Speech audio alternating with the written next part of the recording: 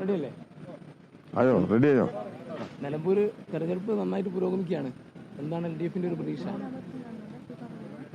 LDF തെരഞ്ഞെടുപ്പിൽ പ്രതീക്ഷിക്കുന്ന കാര്യങ്ങൾ നേരത്തെ തന്നെ വ്യക്തമാക്കിയിട്ടുണ്ട്. ഇടതുപക്ഷ ജനാധിപത്യ മുന്നണി വലിയ തോതിൽ വിജയം ഉറപ്പാക്കും. ഇന്ന് രാവിലെ മുതൽ പോളിംഗ് തുടങ്ങിയതിന് ശേഷം പോളിംഗ് ബൂത്തുകളിൽ നല്ല നിലയിൽ വോട്ടർമാർ വന്ന് വോട്ട് രേഖപ്പെടുത്തുന്നുണ്ട്. രാവിലെ കുറച്ച് കനത്ത മഴ ഉണ്ടെങ്കിലും ആ മഴയെല്ലാം അതിജീവിച്ച് വോട്ടർമാർ പോളിംഗ് ബൂത്തിലെത്തുന്നുണ്ട്. ഇടതുപക്ഷ ജനാധിപത്യ മുന്നണിയുടെ പ്രവർത്തകന്മാർ, സ്ക്വാഡുകളായി പ്രവർത്തിക്കുന്നവർ ഇടതുപക്ഷ ജനാധിപത്യ മുന്നണിക്ക് അനുകൂലമായി ചെയ്യുമെന്ന് പ്രതീക്ഷിച്ച വോട്ടുകളെയെല്ലാം പോളിംഗ് ബൂത്തിലെത്തിച്ച് വോട്ട് ചെയ്യിപ്പിക്കുന്നതിന് വേണ്ടി ശ്രമിക്കുന്നുണ്ട്. മുന്നണിയുടെ പ്രവർത്തകന്മാർ നല്ല ജാഗ്രതയോടെ മണ്ഡലത്തിലുടനീളം ഇടതുപക്ഷ ജനാധിപത്യ മുന്നണിയുടെ വിജയത്തിന് വേണ്ടി പ്രവർത്തിച്ചു വരികയാണ്.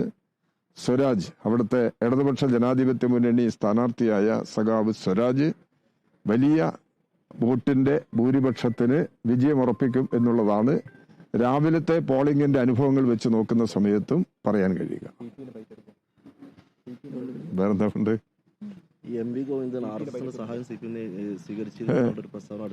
ഈ വെറുതെ അനാവശ്യമായ വിവാദം ഉയർത്തുന്നതിനാണ്. RSSനോടുള്ള സമീപനം എന്താണ് എന്നുള്ളത് ഗോവിന്ദ മാഷ് തന്നെ വ്യക്തമാക്കിയിട്ടുണ്ട്. കേരളത്തിന്റെ മുഖ്യമന്ത്രി, അദ്ദേഹം പാർട്ടിയുടെ PB അംഗം കൂടിയാണ്. അദ്ദേഹവും ഈ കാര്യം വ്യക്തമാക്കിയിട്ടുണ്ട്.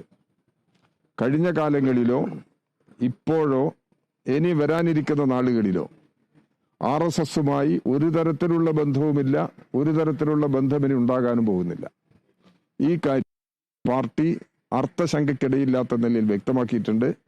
ഗോവിന്ദ മാഷ് നടത്തിയിട്ടുള്ള പരാമർശത്തെ തെറ്റായി വ്യാഖ്യാനിച്ച് അത് തെരഞ്ഞെടുപ്പിന് UDFന് അനുകൂലമാക്കി മാറ്റുന്നതിന് വേണ്ടിയുള്ള ശ്രമമാണ് നടന്നത്. അതുകൊണ്ടൊന്നും RSSനോടുള്ള നിലപാടിൽ നിന്ന് ഞങ്ങൾ മാറില്ല. ഇടതുപക്ഷ ജനാധിപത്യ മുന്നണിയും CPIഎമ്മും RSSനോട് വിട്ടുവീഴ്ചയില്ലാത്തത്. അതൊരു വർഗീയ പാർട്ടിയാണ്, വർഗീയ സംഘടനയാണ്. RSS ഒരു വർഗീയ സംഘടനയാണ്. RSS സംഘപരിവാർ ശക്തികളാണ് BJPക്ക് നേതൃത്വം നൽകുന്നത്. ഈ കൂട്ടുകെട്ട് ആണ് ഇന്ത്യയിൽ ഇന്ന് ഭരണത്തിലുള്ളത്. അത് മതരാഷ്ട്രവാദത്തിന് വേണ്ടി നിൽക്കുന്നവരാണ്. ആ മതരാഷ്ട്രവാദത്തിന് വേണ്ടി നിൽക്കുന്ന RSSുമായോ SDPIയുമായോ ജമായത്തുമായോ യാതൊരു തരത്തിലുള്ള ബന്ധവുമില്ല എന്നുള്ളത് പാർട്ടി നേരത്തെ തന്നെ വ്യക്തമാക്കിയിട്ടുണ്ട്. അതിൽ ഒരു മാറ്റവും വന്നിട്ടില്ല. ഗോവിന്ദ മാഷും അതിന്റെ അടിസ്ഥാനത്തിലുള്ള പ്രതികരണമാണ് പറഞ്ഞിട്ടുള്ളത്. അതാണ് വസ്തുത.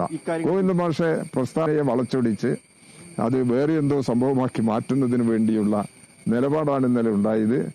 അങ്ങനെ ചില അഭിപ്രായങ്ങൾ വന്ന സമയത്ത് ഗോവിന്ദ മാഷ് തന്നെ പത്രക്കാരെ വിളിച്ച് എന്താണ് അദ്ദേഹം പറഞ്ഞത് എന്നുള്ളത് വ്യക്തമാക്കിയിട്ടുണ്ട്. അത് നിങ്ങളുടെ അഭിപ്രായമല്ലേ? ഇല്ല, എനിക്കറിയില്ല. ഞാനത് അദ്ദേഹത്തിന്റെ വിശദീകരണം കേട്ടിട്ടില്ല. വിശദീകരണത്തിന് അദ്ദേഹം ഇന്നലെ നടത്തിയിട്ടുള്ള വിശദീകരണത്തിന്റെ അടിസ്ഥാനത്തിലാണെങ്കിൽ ഒരു പെശകും അദ്ദേഹത്തിന് സംഭവിച്ചിട്ടില്ല. സംസാരിക്കുന്നത് നിങ്ങൾ ദയവേത് വ്യാഖ്യാനിക്കരുത്. സംസാരിക്കുന്നത് അതിന്റെ യഥാർത്ഥ അർത്ഥത്തിലും എടുക്കുന്ന നിലപാടിന്റെ അടിസ്ഥാനത്തിലും മനസ്സിലാക്കണം. അങ്ങനെയാണ്. അതല്ലാതെ ഒരു നെഗറ്റീവായ റൂട്ടിലൂടെ അതിനെ വ്യാഖ്യാനിച്ച് എന്താണോ അതിന്റെ മേലെ പ്രതീക്ഷിച്ചാൽ അത് സ്ഥാപിക്കുന്നതിന് വേണ്ടിയുള്ള നിലപാട് പാർട്ടി നേതാക്കന്മാരുടെ സ്റ്റേറ്റ്മെന്റ് വെച്ച് യഥാർത്ഥത്തിൽ സ്വീകരിക്കുന്നത് നിലപാട് ശരിയല്ല. ഇന്നലെ മുഖ്യമന്ത്രിയും എന്താണ് നിലപാട് എന്നുള്ളത് വ്യക്തമാക്കിയിട്ടുള്ളതാണ്. ഗോവിന്ദ മാഷും വ്യക്തമാക്കി കഴിഞ്ഞിട്ടുണ്ട്. അത് തന്നെയാണ് ഞാനും ഇവിടെ പറഞ്ഞത്. ഇനി ഞാൻ പറഞ്ഞ കാര്യത്തെയും ഇനി വേറെ രീതിയിൽ വ്യാഖ്യാനിക്കുന്ന നിലയിലേക്ക് ദയവേത് പോകാൻ പാടില്ല.